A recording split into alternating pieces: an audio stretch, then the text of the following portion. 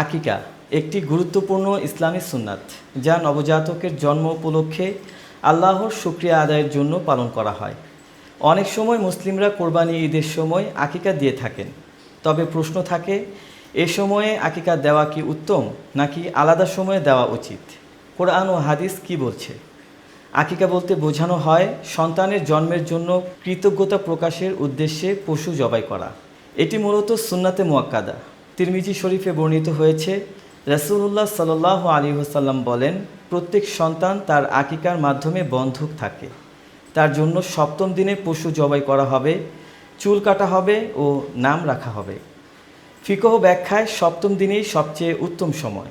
সপ্তম দিন সম্ভব না হলে 14তম, 21তম দিন অথবা পরে যে কোনো সময় করা যেতে পারে।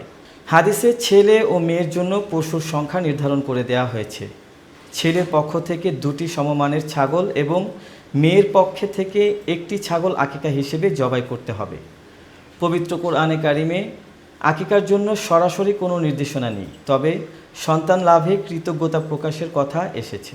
যেমন পবিত্র কোরআনে কারিমে 14 নং সূরা ইব্রাহিমের 40 নম্বর আয়াতে বর্ণিত হয়েছে, রব্বি জাআলনি মুকিমাস সলাতি ওয়া মিন যুররিয়্যাতি রব্বানা ওয়া তাকাব্বাল দুআ। হে আমার প্রতিপালক, আমাকে ও আমার সন্তানদের নামাজ কায়েমকারী করো।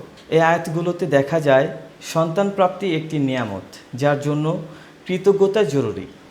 আকিকা সেই কৃতজ্ঞতার অন্যতম প্রকাশ। কোরবানি ঈদের সময় আকিকা দেওয়া যায়, তবে কিছু সময় বিবেচনা জরুরি। নিয়তের পার্থক্য জরুরি। কোরবানি একটি নির্দিষ্ট ইবাদত, কোরআন সুন্নাহ দ্বারা প্রমাণিত। আকিকা সুন্নাহ এবং এর পশু আলাদা নিয়তে জবাই করতে হবে। একই পশু একসাথে কোরবানি ও আকিকার নিয়তে জবাই করা যাবে না। ইবনে হাজার, ফাথুল বারী। সময়গত বিধান, কোরবানি ঈদের 10, 11 এবং 12 তারিখেই কোরবানি হতে পারে।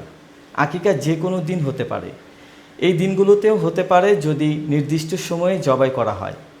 ফিকহ মতভেদ, হানাফি মাযহাবে আকিকা মুস্তাহাব, শাফি ও মালিকি মাযহাবে সুন্নাতে মুআক্কাদা এবং হাম্বলি মাযহাবে জোরালোভাবে সুন্নাত, যা বর্জন অনুচিত।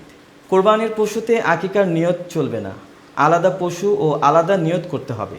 আকিকার উত্তম সময় সপ্তম দিন, না পারলে পরবর্তী উপযুক্ত সময় করলেও হয়ে যাবে। যদি আকিকা না করা হয় তবে একটি গুরুত্বপূর্ণ সুন্নাহ হাতছাড়া হবে। যদি ঈদের সময় পরিবার ও আত্মীয় স্বজন একত্রিত হন, তখন আলাদা আকিকার পশু দিয়ে আকিকা পালন করা যেতে পারে। এতে সুন্নাহ আদায় হবে এবং কোরবানির আনন্দের সাথে যুক্ত হবে নতুন সদস্যের জন্য দোয়া ও খুশি।